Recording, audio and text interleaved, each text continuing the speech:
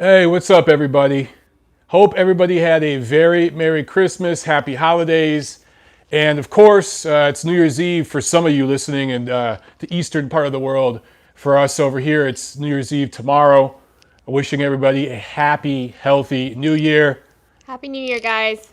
You see, Tiffany's rocking her Chargers cap. I got my Rams cap. Both LA football teams are going to the playoffs. There's still the San Diego Chargers. God damn it. That's it. What's up, Jack? Jack's on. Look, guys, usually on my channel, those of you who follow me for a while, you know this. I do a bunch of year-end award videos. Like it's kind of like a sequence of videos. And This year, we're mixing it up. yeah, we're trying something different this year, but it's mostly because we're just busy renovating a house. So everything's been crazy. I'm trying to work out some job situations, some employment stuff. So it's nuts. So I thought I'd just do a live video and put everything here. I know that, look, the NFL playoff picture is still being pieced together. You know, the Sunday Night Football is just about to start. So a lot of you guys are probably watching football, or you're with family, you're on vacation, whatever. So there's not going to be a lot of you guys watching live. Those of you watching live or listening live, whatever, please get in your questions and I'll answer them. But I know a lot of you guys are probably going to watch this after the fact. In the coming days and weeks, as we kick off 2019, you can go back to this video. I will post the audio version up on iTunes, and that'll go out to all the podcast channels and streams and all that stuff I don't even know about. So you will get the audio version for those of you guys who like to watch the Neutral Corner or listen to the Neutral Corner podcast. I'll upload the audio of this up to iTunes. But for now, look, get your questions in. Tiff will get them to me. I'll answer some questions. But let's go just top to bottom here. And, I'll start with Fighter of the Year. And normally that's like the biggest award. But to me, it's the most obvious award this year. And it's Alexander Usyk, right? It's clearly the 2018 Fighter of the Year, Alexander Usyk. If you don't have Usyk as your Fighter of the Year this year, you're a moron. Or you're either biased, you're blind, or you just don't know what the hell you're talking about if you watch boxing, okay? Of course, there are other candidates. I think Naoya Inoue, Maurice Hooker is a candidate. Obviously, guys like Vasily Lomachenko, and there are others. But Usyk, 3 fights, 3 title fights. He cleans out the entire cruiserweight division. Does it in, how many fights does he have? 15, 16 fights, something like that. This year, all 3 of his fights, again, title fights, he collected titles in the first couple. He wins the World Boxing Super Series tournament, the first ever, first season of it. And then he goes to London and scores a KO of the Year contender against Tony Bellew. So all things considered, all 3 fights on the road in different countries, that's a world champion, becomes the undisputed cruiserweight champion. Arguably, you could make an argument he's the most accomplished cruiserweight already in the history of the division.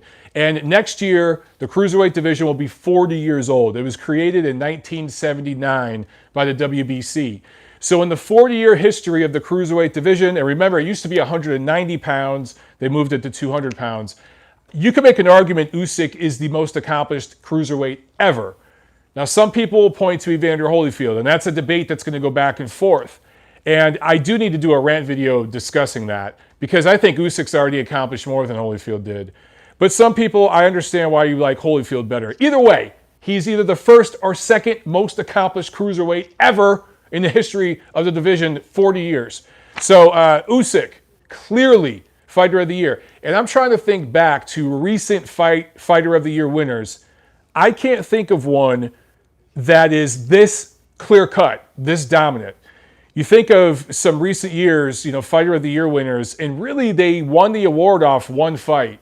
Or they only fought once or twice in that year, but it was one big performance. And that's how they won. It was a big accomplishment. One fight, that's how they got Fighter of the Year honors. For Usyk to do it the way he did it, I think is awesome. And his career, his professional career is still so young. I think it's just going to go on from here. Sometimes you have flash in the pan Fighter of the Year winners. You think of guys like Nonito Donaire. You think of Carl Frampton. And then you have guys that stay around and keep winning the award over and over, right? Usyk might be one of those guys. So anyway, that's my Fighter of the Year. Now, Fight of the Year. fight of the year. This is one that I know we'll probably argue about this one. I mean, great candidates, Sri Saketsoa Rungvisai versus Juan Francisco Estrada. I was there for that fight. That was there in Los Angeles, and this year has been so long, and we've done so much. You know, Tiffany and I, this year has been nuts for us, our life. We've been all over the place. But it's crazy to think that fight was this year, but it was. And that was a great fight. It had a round of the year contender. Round 12 of that fight was awesome. But I don't think it's the winner. Murat Garcia versus Uniel Dorticos. That to me was a very good cruiserweight fight. It had a crazy ending with that crazy dominant knockout. I thought Dorticos was up early. I thought Garcia came back in the middle rounds and got him out of there late. So much on the line in that fight, and it lived up to expectations. That's definitely up there. Jarrett Hurd versus Erislandy Lara. Lara's been accused of being a boring fighter, being dull, right? Against Hurd, he really showed some mettle, and he showed toughness and veteran discipline in that fight, just determination. It came up short. Hurd was the winner, I thought, clearly, but still. And then for Hurd to be such a young guy taking on your toughest challenge, look, we recently saw the two Charlo brothers take on their toughest challenges as pros. They didn't do so good. Whether you thought they won or not, because both scorecards were a little controversial in that doubleheader we saw in Brooklyn recently on Fox. The Charlos, their first step up, they didn't do so good. But Jarrett Hurd, his first step up against Lara, and you can make an argument that Lara is better than the two fighters both Charlos faced in last week in Brooklyn. And Hurd passed the test, man. But he had to fight. He had to bite down. He was down early. He had to bite down late to win. So that's a fight of the year contender. And I know a lot of people like that fight as fight of the year for 2018. I think there's one that beats it out. But another contender, Alex Saucedo versus Lenny Zappavigna. That for just all-out action, fight of the year contender. But as far as the level of fighters that those two guys are, and you know how the fight played out and everything, that's not the winner. To me, the winner, don't groan, it's Gennady Golovkin versus Canelo Alvarez-the, the rematch. That was the fight of 2018, and I'll tell you why, okay? It was the fight of the year because, number one, it was the biggest event of the year, so that matters. But oftentimes, the biggest event of the year is sometimes the biggest letdown. How many times have we seen that in recent years? But this fight was great.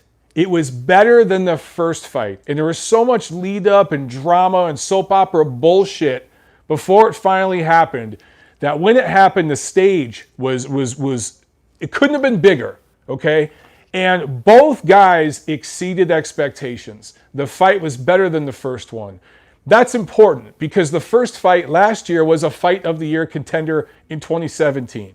So for the biggest event of the year, with boxing's biggest star, make no mistake, the biggest star in boxing is Canelo Alvarez. Go ahead and call me a shill. It's just the reality, guys, like it or not. Biggest event featuring the biggest star, and it not only lives up to expectations, it exceeded them. So that is the fight of the year in 2018. And you know, 2018, just take a step back here. Just some thoughts about this year, man. A lot changed. Just the state of the game, right, in boxing. DAZN made a massive splash.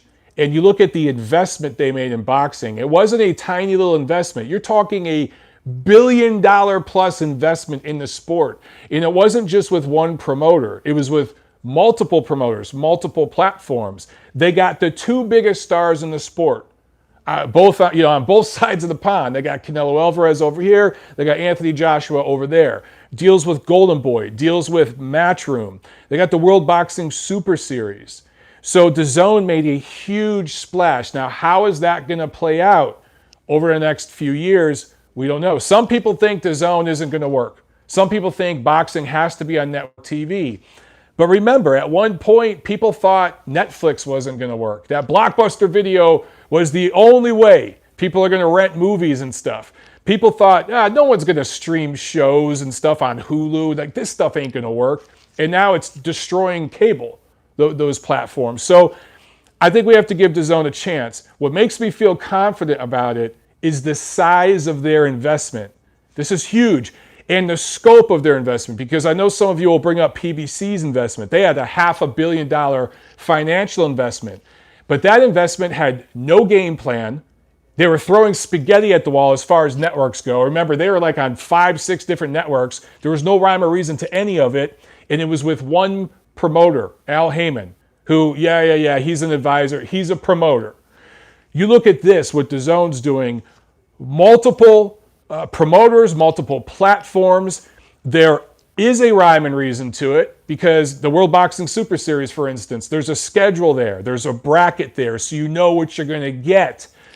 You're also, it's not just in one country. It's in multiple countries, multiple continents. You're getting stuff from Japan. You're getting stuff from the UK, Germany, United States. It's all over.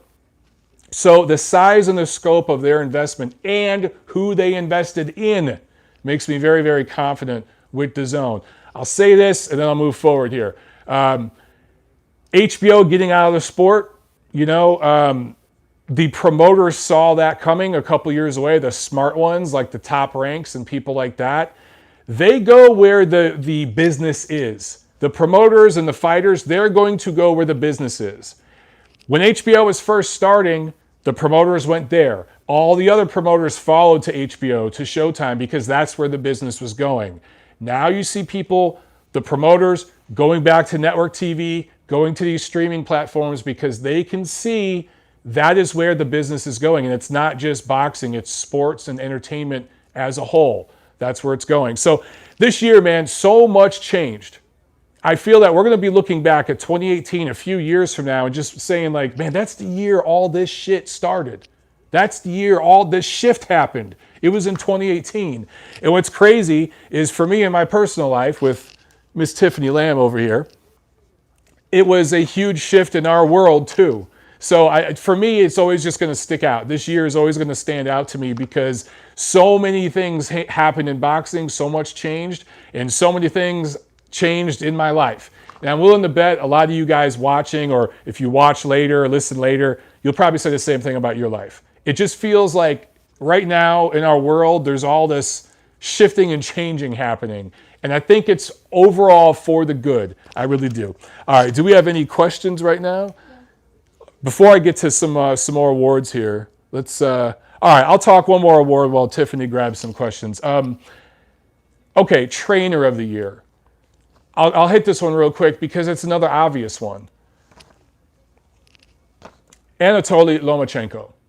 If you don't have him as your Trainer of the Year, you're stupid. You're stupid. Jack, I didn't skip you. Jack, I see you there, but I'm going to get to you, man. I'm going to get to you. Tiffany's just grabbing some questions right now. But Trainer of the Year, Anatoly Lomachenko. Let me know if you guys think I'm wrong on that one, but I don't think so. But Eddie Reynoso, really close. The reason why I didn't pick Eddie Reynoso is because he really only has one client, and that's Canelo Alvarez. Now, he recently took on a couple more guys, Ryan Garcia, Oscar Valdez. So he's taking on more fighters. If we see those guys improve next year, the way Canelo has improved in the last couple of years, well, guess what? Eddie Reynoso will be the Trainer of the Year at that point. Also, you got to include guys like Ben Davidson, Robert Garcia, Shingo Inoue, Naoya Inoue, a fighter of the year contender. So those guys are all up there. But Anatoly Lomachenko, clearly the Trainer of the Year, not just because of Vasily Lomachenko and what he's doing, the best pound-for-pound fighter in the world right now, but because Alexander Usyk, everything I talked about at the beginning of this video. Yes, Usyk has kind of a mixed camp. He has a few different voices in camp, and he kind of goes back and forth. But Anatoly Lomachenko has been a part of that camp since 2017. And I don't know about you guys, but Usyk has been looking better to me over the last year or so since Lomachenko got involved with them. So when you got the best pound-for-pound fighter on the planet and the Fighter of the Year, yeah, you're the Trainer of the Year. All right, let's get to some questions here. Jack Alter. Jack, see, I didn't skip over you. Some of the best knockouts of the year, and what do you think is the best? I say Usyk Belly was the best knockout. Charlo Centeno was another good one. Jack, I'll talk knockout of the year real quick for you, man. For me, I like both of those. And they're both, I just have some notes here. They're both two of my top candidates. I'll give some other candidates too. Naoya Inoue KO1 over Juan Carlos Payano. He also had a good first round knockout over Jamie McDonnell over in the UK too. So Inoue had two knockout of the year contenders. Teofimo Lopez over Mason Menard. How about that knockout in the first round? That was sick. That is up there. Knockout of the year contender. Usyk Bellew, as you mentioned. Dillian White, KO6, Lucas Brown. Remember that one? I feel like people are forgetting that one. That was a rough, brutal knockout, dude. Jamal Charlo, KO2, Hugo Centeno, obviously, that was a brutal knockout. But I'll tell you what, man. Last weekend, I don't know if you guys saw it, but we saw the rematch between Dillian White and Derek Chisora. And for me, maybe it's because it's the most recent, but when I saw that, I was like, holy shit, that is the knockout of the year. In the 12th round of a grueling heavyweight fight, a rematch between White and Chisora, better than their first fight.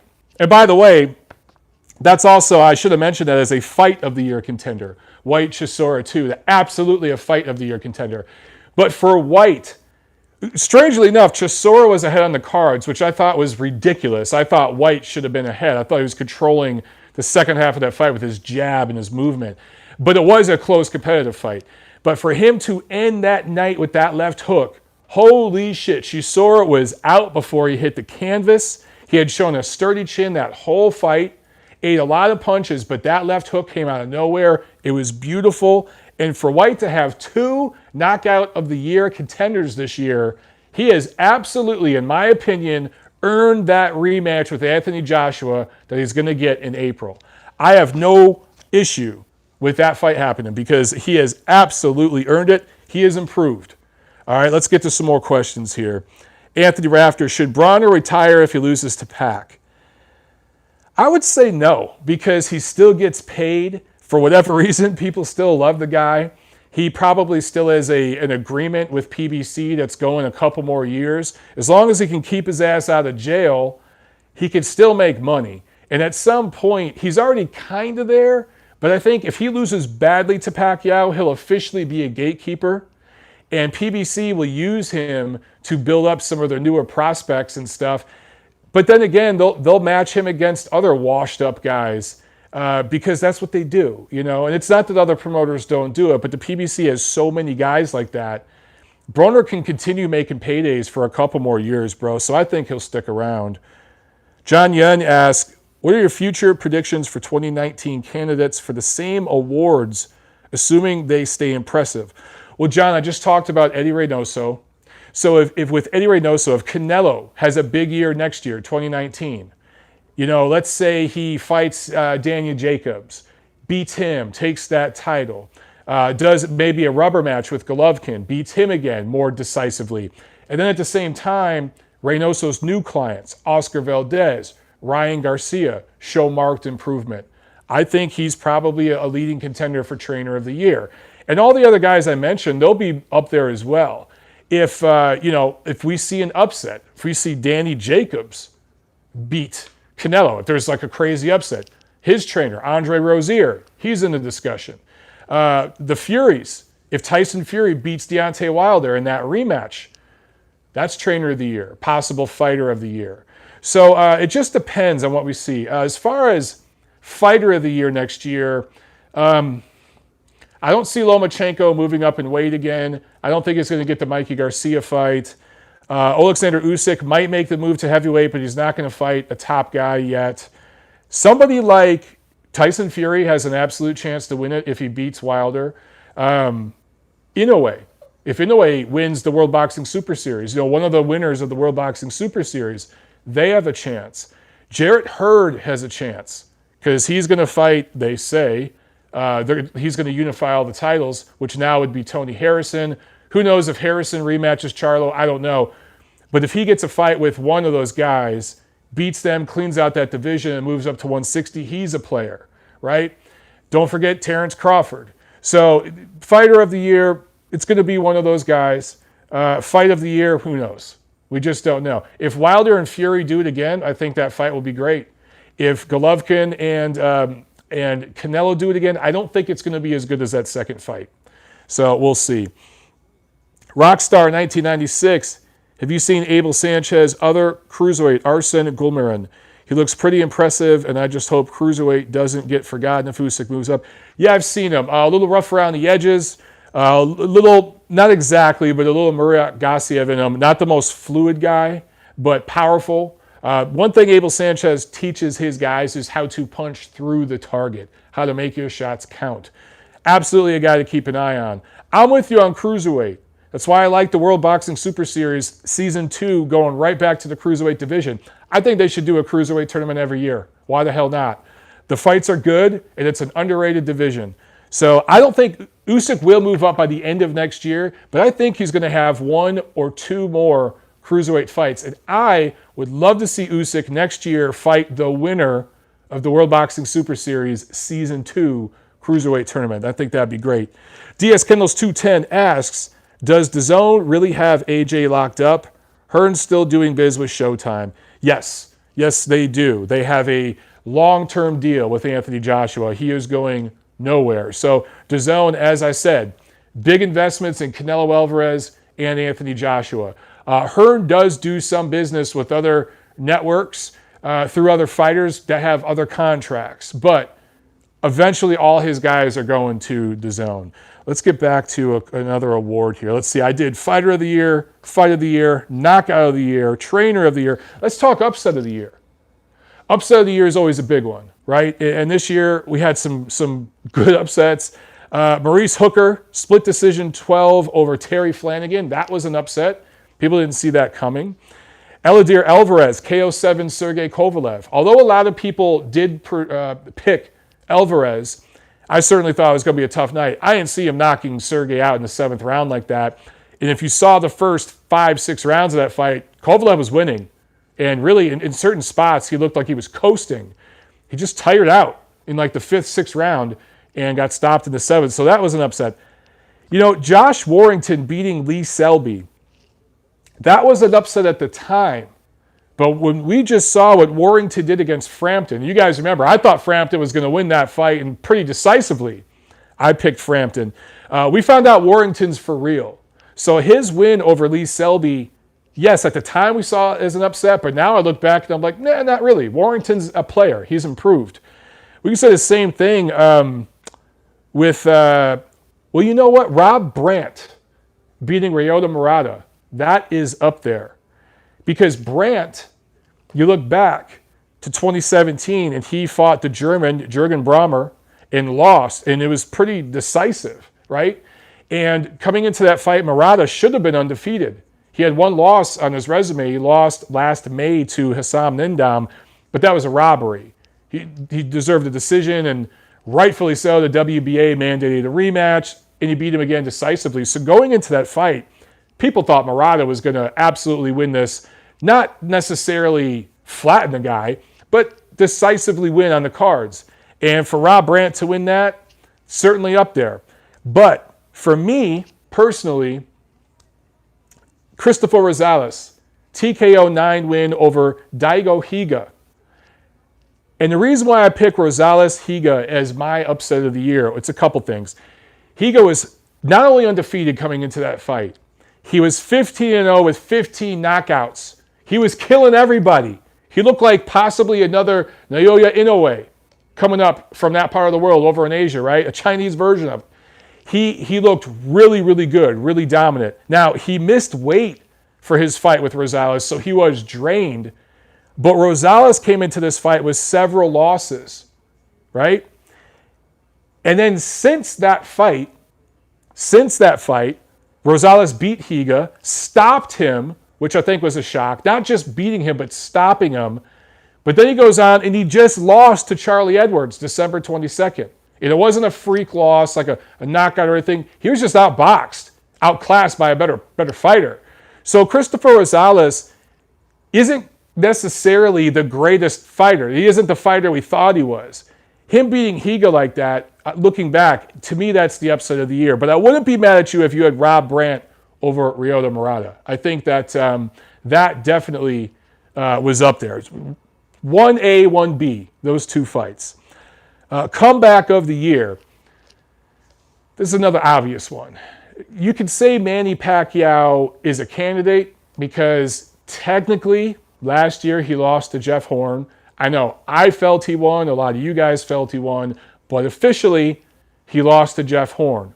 Comes back this year, scores a dominant victory against a completely shot fighter for a bullshit, paper-thin WBA title, but still, it is a comeback for him. And now he's got a pay-per-view against Adrian Broner, of all people, in a few weeks. And I'll do live fight commentary for that one, so watch that with me, guys. That'll be fun.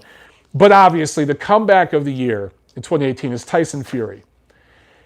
You could absolutely make an argument that he beat Deontay Wilder in their fight December 1st.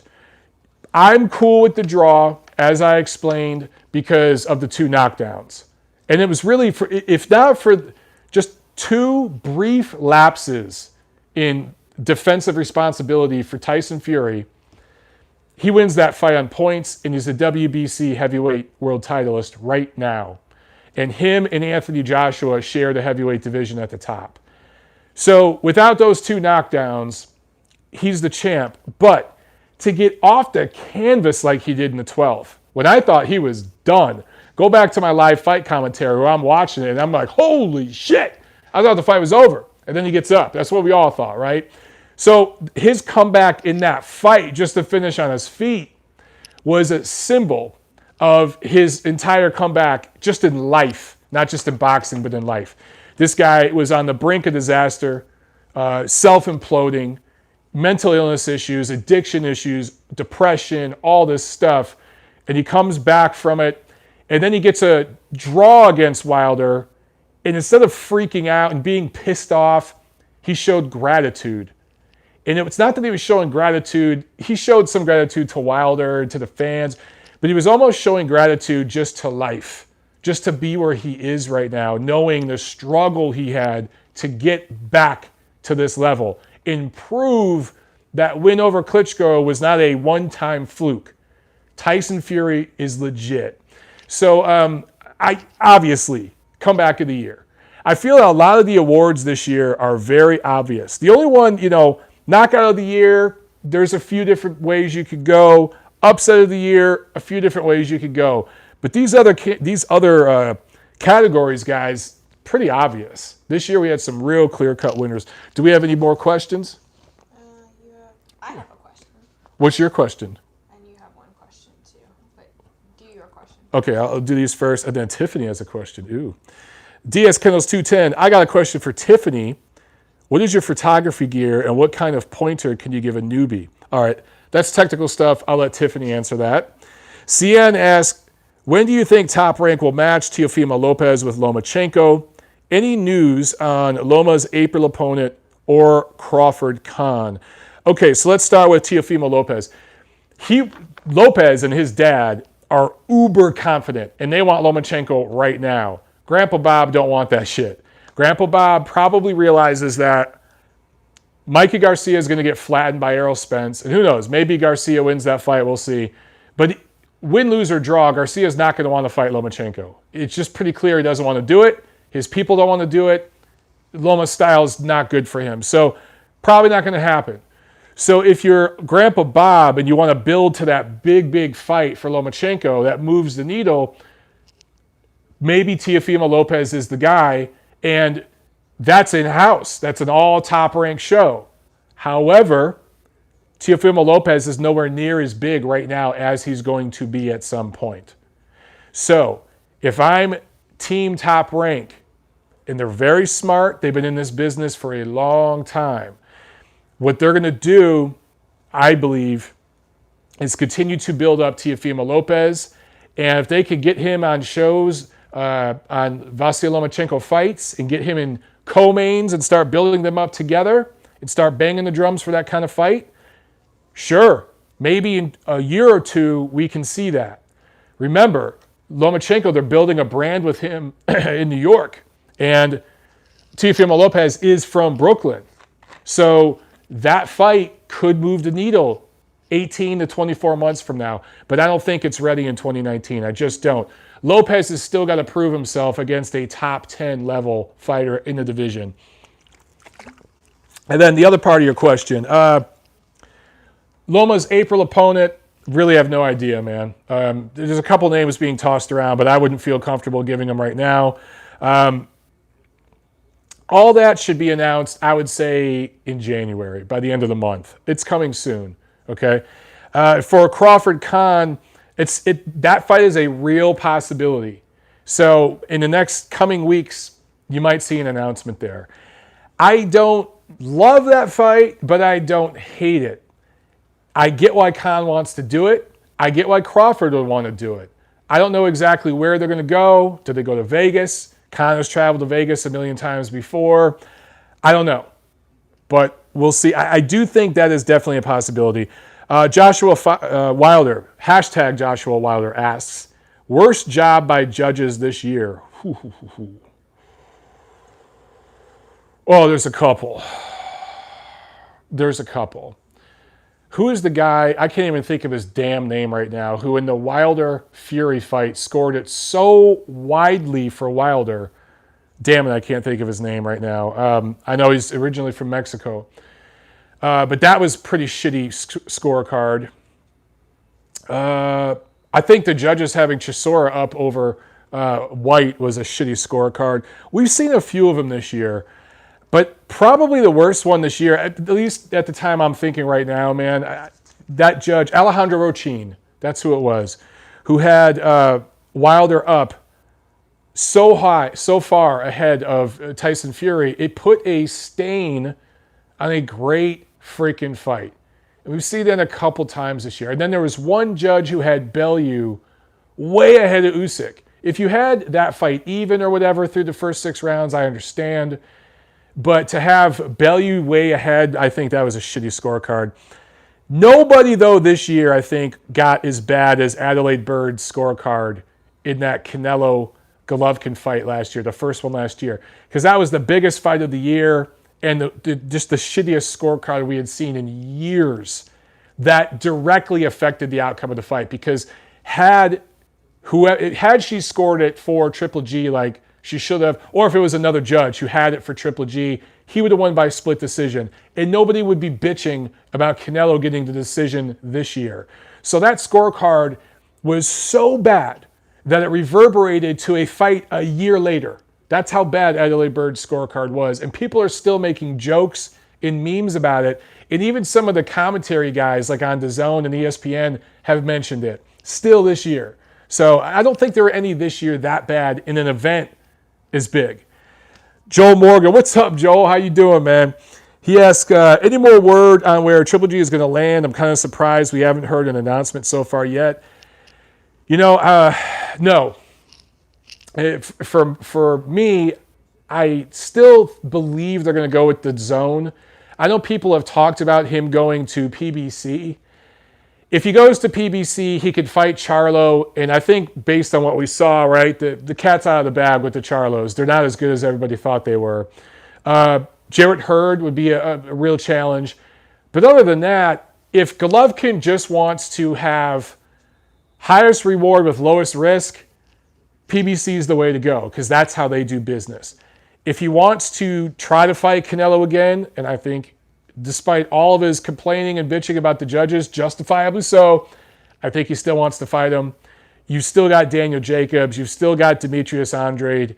You got other guys fighting on the zone, and their budget seems big, and they seem willing to throw out the big bucks for big stars. So I still think he's going to the zone. It is the end of the year. People are on holiday. I know right now, Tom Loeffler's been traveling a lot lately. People are with their families. I know the Sanchez family's been doing the holiday thing. Golovkin's been with his family. Everyone's been traveling. Expect something to come out at some point in January or February. Cody8804 asks, why does PBC have a great schedule and DAZN has none? Cody. Oh, Cody. Don't ever change, Cody. If you look at the way PBC has done business the last few years, they stack their deck at the top of the year. It's what they do. They have some good quality matchups in the first quarter of this year, some fights that are interesting. But keep in mind, 2 of them are pay-per-view. 2 of them they're going to ask you to pay $80 for, okay? And let's remember December 1st, they ask you to pay $80 for Wilder Fury. So that means within 4 months, if you go from December to March, this year December to next March, PBC's asking you to pay for 3 pay-per-views. Now, as much as a lot of you guys bitch about pay-per-view, I don't hear the PBC pom-pom waivers complaining about that. That's $240 in 4 fucking months they're asking you to pay. Now, Spence Garcia is kind of an interesting fight because you want to see can Garcia do it. But is it a fight that really truly means anything? Not really. It doesn't do anything for the lightweight division, which is where Garcia fights. It doesn't really do anything for the welterweight division. If Spence knocks out Garcia, does that really prove anything for him as a welterweight? No. So it doesn't matter. Same thing can really be said with Pacquiao versus Broner. It's a crossroads kind of fight. It's fighters with name recognition. I get it, but like it's not that meaningful of a fight. Now, Wilder Fury was 2 of the top heavyweights fighting. That was a meaningful fight. I get why it was pay-per-view. The pay-per-view undercard was shit. But anyway, dude, great schedule up front. I hear you. DAZN right now doesn't really have a loaded schedule in the beginning of the year. But look what DAZN gave you in 2018, dude. And look at the roster they have. I think they're going to fill out the schedule in 2019 and they're going to be good. PBC down the road in 2019, are we going to get Errol Spence versus Keith Thurman? Are we going to get some of these fights that we want? We'll see. I don't know. Any more questions, or is it time to get to some more awards? All right, Rockstar 1996 asks, is Golovkin going to sign with anyone even, Mike? Might he just take it one fight at a time now, maybe? It's possible. It's possible.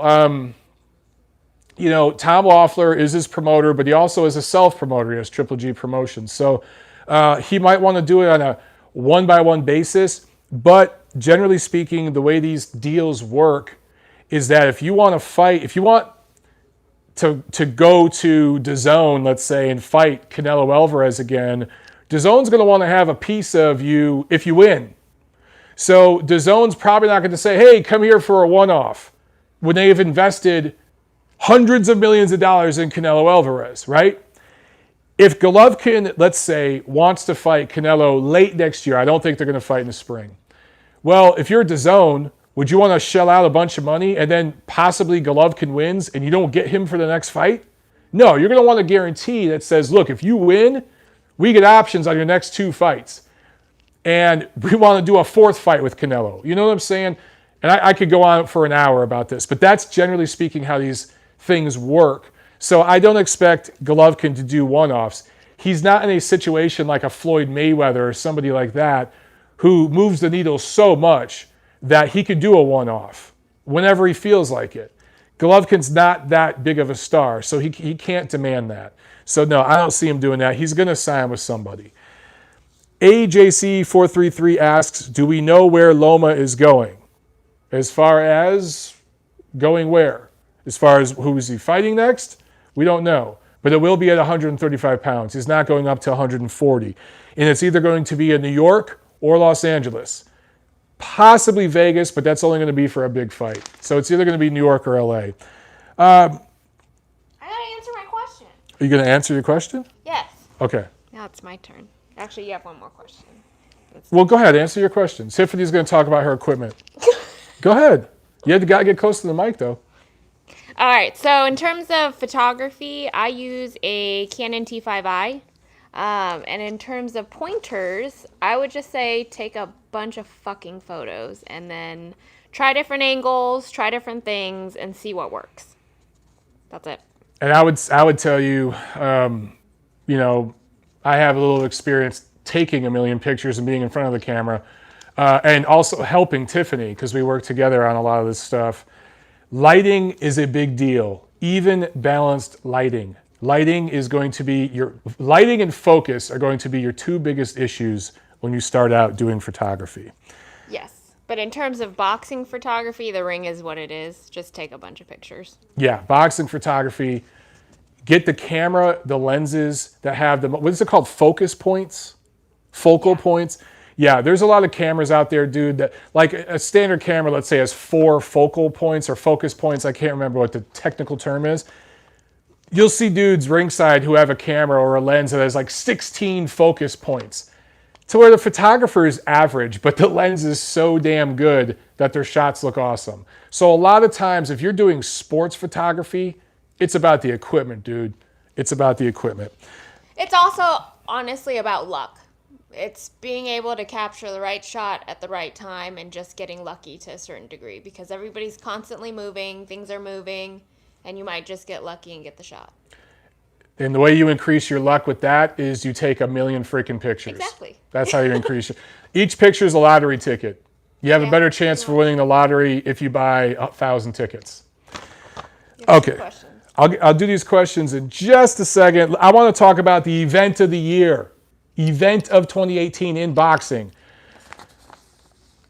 So obviously I talked about Tyson Fury and Deontay Wilder. That was a big event. That was the second biggest fight of the year, really. And it lived up to expectations. And there was high drama.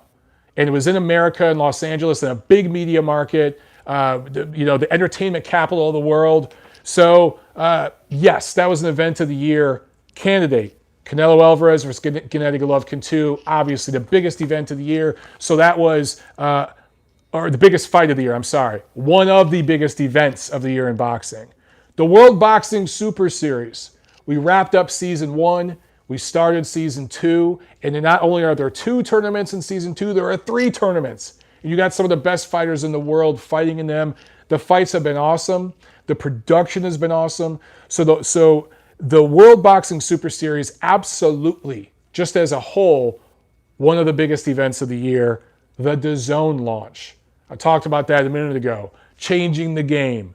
I really, really think the DAZN launch is a thing that we are going to be talking about 5-10 years from now that changed the sport of boxing. And it happened this year. But to me, the biggest event of the year, HBO leaving boxing. Guys, HBO was in the business for decades, for basically half a century. And for basically half a century, they had the biggest names. You look back at all the fights of the year, many of them were on HBO. Many of the rounds of the year were on HBO. Probably the majority of the fighter of the year, fights of the year, rounds of the year, upsets, maybe not upsets, but the majority of those things over the last half century were at HBO. And for them to get out of boxing and not leave with this big bang. If you include HBO pay-per-view, okay, Golovkin, Canelo 2, yeah, that was going out with a bang, but that wasn't their last broadcast, and it wasn't on regular HBO. That was one last money grab for everybody before they got out. Their last event was that Cecilia Brækhus card in LA, where maybe 500, maybe 1,000 people were there. I don't even think 1,000 people. You had an event going on in New York on ESPN that was a sellout that did massive ratings, the second highest rated boxing card of the year. On the same night, HBO is having its last boxing broadcast. It was so symbolic of the changing of the game in the sports world. Boxing, you guys are going to think I'm crazy, boxing always leads the way in trends of sports. If you look back over the last 100 years plus here in America, and you look at immigration trends, you'll see parallels in boxing. Political trends, you'll see parallels in boxing. Long before there was a Jackie Robinson, who everyone credits for breaking the color line in sports, you had several boxers doing it.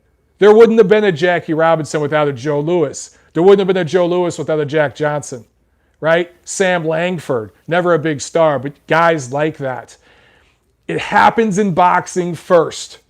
Almost every damn time. Go back over the history of sports and entertainment in America over the last century, and you will see what I'm saying. Political change, social change, the platforms, how we view sports, how we talk about it. It starts with boxing, man. HBO leaving the way they did, to me, again, makes me look at something like DAZN and feel confident. It's the old guard leaving, the new guard taking over. That was a huge event. We're going to be talking about this a decade from now, and there are going to be documentaries about it. There are going to be books written about it. Mark my words, because I already know a few people that have started some. Trust me. Biggest event of the year, HBO leaving boxing. Okay, let's go back to some questions before I lose my voice. Nino Gadget, what's up, Nino? Are we going to get stiffed out of Spence Crawford, Mike? Well, if Spence loses to Garcia, yeah. I don't know, dude. I hope not. That there is a very good chance that could become this generation's Mayweather-Pacquiao. I hope and I pray to the boxing gods that becomes this generation's Leonard Hearns, because that's what it really could be. But it's probably going to end up becoming this generation's Mayweather-Pacquiao. Think about it this way, dude. Terrence Crawford would take that fight tomorrow. He would fight Errol Spence tomorrow. And I say that with the utmost of confidence. He wants it more than Grandpa Bob wants it, okay?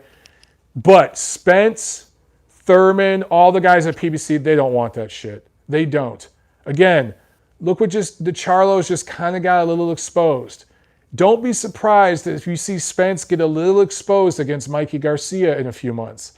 Don't call me crazy, but I've been wrong before. I'm just saying, before we ever see any of those welterweights at PBC fight Terrence Crawford, they're going to fight each other. So if Thurman wins, he's got a fight coming up, Keith Thurman, and fights more than one time in 2019, we're going to get Thurman and Spence way before we ever get either of those guys fighting Crawford. So you can't even talk Crawford-Spence until you see Spence and Thurman fight. So if we get that fight, we could start talking about Spence, who I think would beat Thurman, because I think Thurman's mentally checking out of boxing. Then we could talk Spence Crawford, but not right now. Jack Alter, all right, I got a serious question, not trying to be rude, but what makes you always get so mad? You'll always say stuff like, if you didn't have Anatoly Lomachenko Trader of the Year, you're an idiot. Jack, that's just the way I talk, man.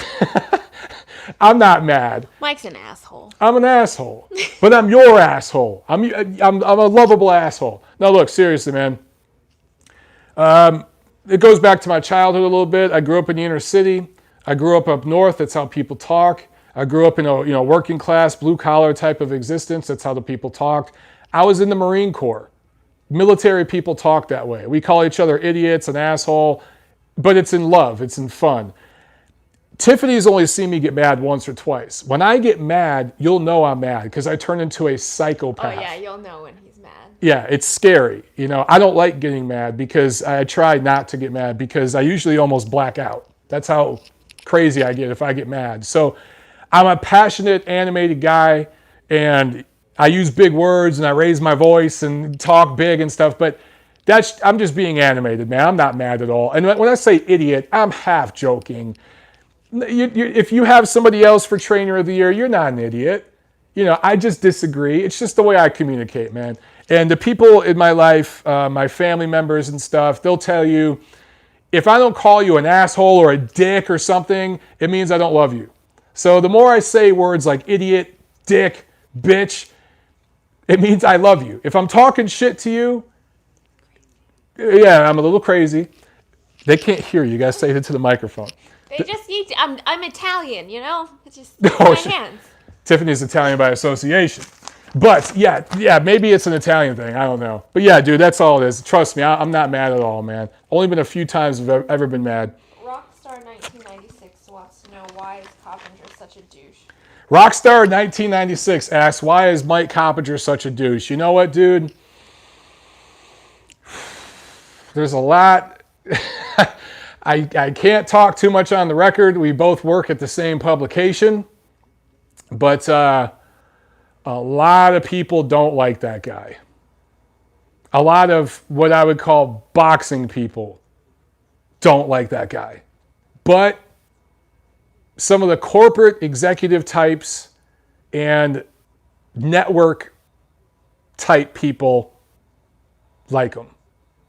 That's Sometimes it's about who you know, who you blow. That's all I'm going to say about that. But if we ever get to meet at a fight in person, we'll talk about it in person. There's a whole lot of scoop I could give you, baby, but not here on the record. Okay. Prospect of the year. This is another obvious one for me. I'm not going to call you guys an idiot. I don't want to upset you, Jack. I won't call you an idiot if you have somebody else other than me. But prospect of the year. Okay. Jaron Ennis. Is there Jaron Ennis or Enos? Because if it's Jaron Enos, now I know why he got into boxing. Because he probably got picked on a lot in school growing up. If your last name rhymes with penis, you better know how to fight. But Jaron Ennis, I'm going to call him Ennis. He's my runner-up. 22-0 out of Philly, welterweight. 5-0 this year. The records of his opponents this year: 104 wins, 41 losses, and 4 draws. That's impressive, man. Good-looking prospect. So Philly, which used to be a real fight town, doesn't really have many fighters anymore. You know, Danny Garcia's been their guy recently. Maybe Jaron can take that mantle and even go further with it than Danny Garcia. We shall see. But look, there's a couple other guys I could talk about, but to be the obvious prospect of the year, and he put a stamp on it in his fight with Mason Menard, is Teofimo Lopez. 11-0 out of Brooklyn. 4-0 this year in 2018. I talked about the record of Jaron Ennis's opponents. The record of Teofimo Lopez's opponents this year: 103 wins, 19 losses. So he's fighting good quality guys and dominating them, looking good. He's not fighting the elite level top 10 guys yet. But for a fighter with 11 fights, you look at the records of the guys he fought this year, it's pretty damn impressive. And a KO of the year candidate against Menard to just put a stamp on it. Clearly the prospect of the year. Teofimo Lopez, by this time next year, will be a contender. So definitely prospect of the year. Now, round of the year. This is one that isn't as obvious. This is one of those that you could go a couple different ways, man. I talked about Rungvisai versus Estrada, round 12. I was there, witnessed that live. That was special stuff. Gassiev Dorticos, the last round of that fight when Gassiev got him out of there. High drama. You don't often see stoppages like that late in the fight. Not that kind of stoppage. You might see an accumulation, ref stoppage, or the corner throws in the towel, but not off a monster hook that Gassiev landed, a counter hook that dropped Dorticos, and somehow Dorticos, who is a certifiable badass, got up off the canvas and survived, eventually was stopped. But for him to even get up from that, holy shit, high drama. Sho Kimura versus Kosei Tanaka, round 2 of that fight. I talked about Sato Zapavinha earlier, round 4 of that fight. Good action-packed stuff, both of those rounds. But for me, Tyson Fury versus Deontay Wilder, round 12, that is the round of the year for several reasons. That fight was up for grabs going into the final round. If you look at the scorecards and everything, you know, Alejandro Rochin already had, you know, the fight decided. But other than him, the other 2 guys and basically everybody watching there at Staples Center and around the world, that fight was up for grabs, man.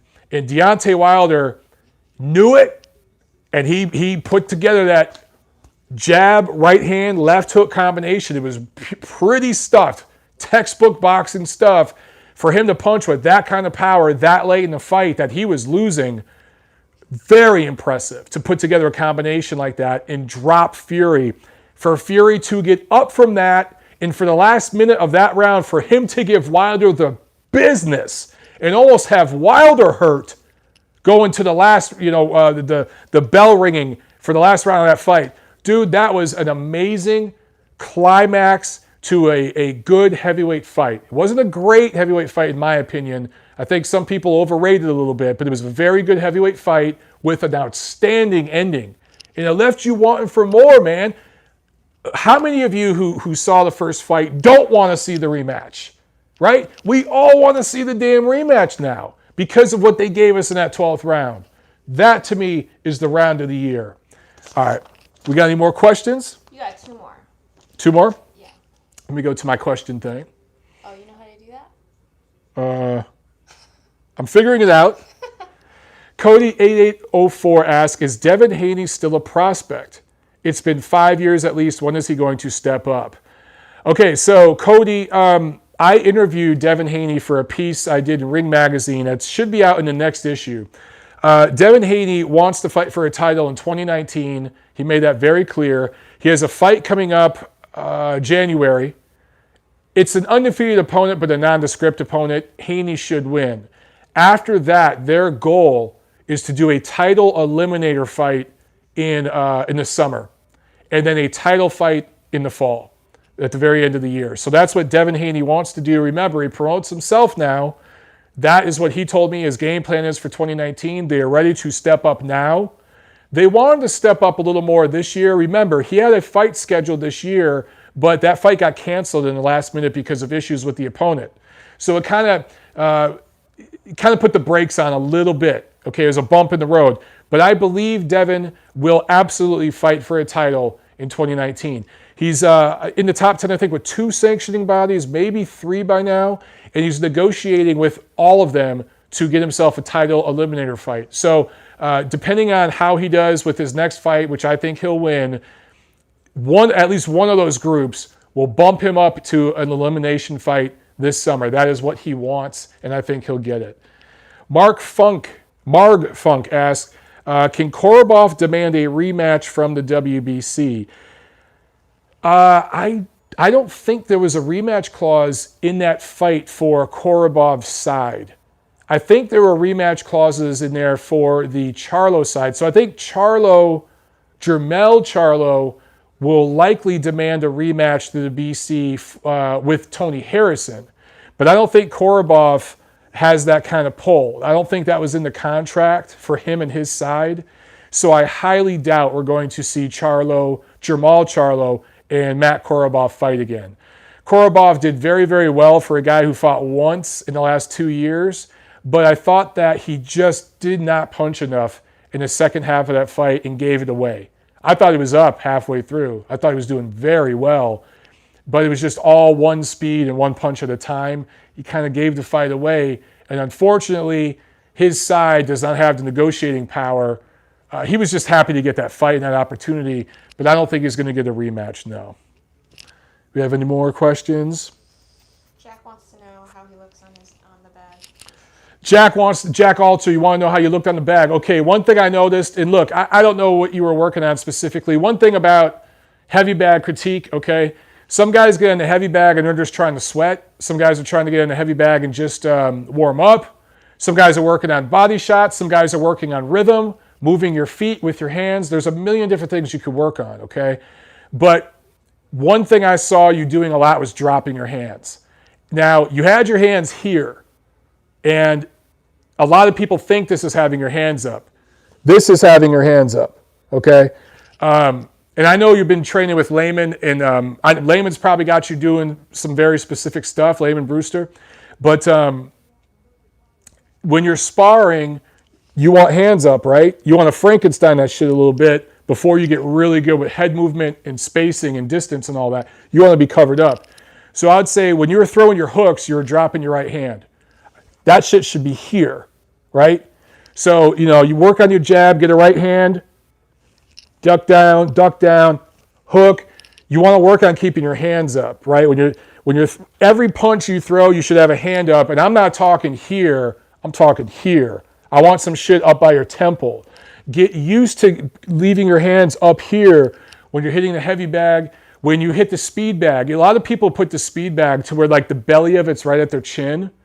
I think that's the wrong way to do it. I think you should put it higher so that you have to reach, so that you really get used to getting your hands high.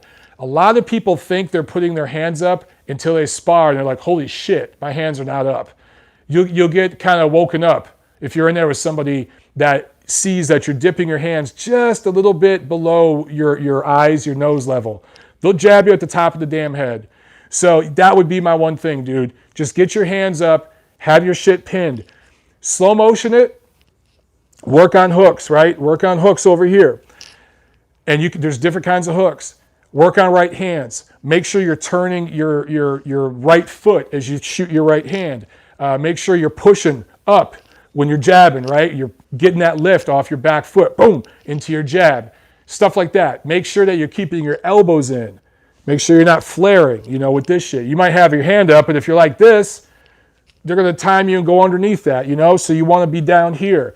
That's the kind of stuff to work on with the heavy bag. A lot of people just go beat the shit out of the heavy bag and they don't work on anything. You should be thinking and working. In every round that you're working on the heavy bag, you can work on something different. You can work on a different thing for that 3 minutes. And then come back the next round and do nothing but focus on your footwork. Where are your feet while you're punching? Where's your head? You know what I'm saying? So that's the way to approach the heavy bag, in my opinion. Almost like a fight. Every round, work on something different. But you should be thinking. You shouldn't just be mindlessly swinging at the fucking bag. That's what most people do, and I can spot it right away. The trained eye can see that shit. But you look at pro fighters, they're thinking while they hit the bag. They're thinking, okay, I'm going to work on distance this round. So when the bag's swinging, I'm swinging with it. Bag swinging this way, I'm swinging with the jab. If the bag comes to me, I'm jabbing as I back up. It swings away, I'm jabbing as I move into it. I'm ducking around and I'm pivoting, and then I'm doing it again. You know what I'm saying? So just think and try to remember fundamentals when you hit that bag, bro. All right, last question. Last question. Jacob Roberts wants to know, are you doing TNC for last week's action? Jacob Roberts, am I doing TNC for last week's action? No. What I'm going to do is, I think, not this Monday, but I think next Monday, the week of January 12th, I believe, I will be doing TNC then. And I will go over what we saw the last couple weeks. And there will be some fights to preview. I think Devin Haney's fight, I will be previewing that fight. I think that's coming up January 12th. So then TNC will be back. So it's going to be off this week, but then back. Okay? So you guys have any specific questions about how I thought about the White Chisora fight, stuff like that? I talked about that here in this video. Frampton, Warrington. I think maybe we overrated Frampton a little bit and maybe underrated Warrington a little bit. Warrington's absolutely for real, and Frampton's kind of, just fading. He's sliding down. Let's see, what else? Any other questions? Yeah, that's it. Or are we good? Okay, I'm going to do... Okay. And I'm going to, real quick, most inspirational person in boxing this year. We could talk, Cecilia Brækhus being the first Ring Magazine pound-for-pound female champ, being on HBO not once but twice. That was a historical accomplishment for female boxing in America. We can talk about Daniel Franco, who, last year survived a near-fatal head injury and now advocates for boxer safety. He talked at the Boxing Writers Association of America award dinner this year. Super awesome guy and, very inspirational. We could talk about Tyson Fury, mental health awareness, and what he's brought to the table with that. I think that there's going to be other fighters right now who are prospects coming up who are going to be able to look at what Tyson Fury went through and learn from that and not have to go through as low of lows as Tyson did because of what he's been putting on the record. Going on podcasts like the Joe Rogan podcast and talking about it and stuff, I think is a big deal for him. But most inspirational, Brendan Ingle. For those of you who don't know who that is, look him up, okay? He's a pioneering trainer over in the UK. Passed away this year, but left behind a wonderful legacy of doing work in his community. Left behind a foundation that does awesome work. Google it. To me, that's the most inspirational because it's not just the impact of what you did while you're here on this earth, but there are very, very few people that have an impact that continues to impact people after they're gone. And Brendan Ingle absolutely is and will continue to impact people's lives in a positive way long after he's been gone from this earth. So most inspirational in 2018. All right, guys, that is it. Thank you for the 50 or so of you who watch this live. I know it's not going to be a lot of you watching live tonight. You guys are awesome. And hopefully, I know a lot of you guys will be tuning into this in the coming days and weeks. So again, happy holidays. Happy New Year. Safe. Wear a rubber. Put on your seatbelt. All right. I got to say it. And we'll do it some more in 2019, guys. It's going to be great, man. Go Chargers! Go Rams. Go both. All right. Peace. Bye.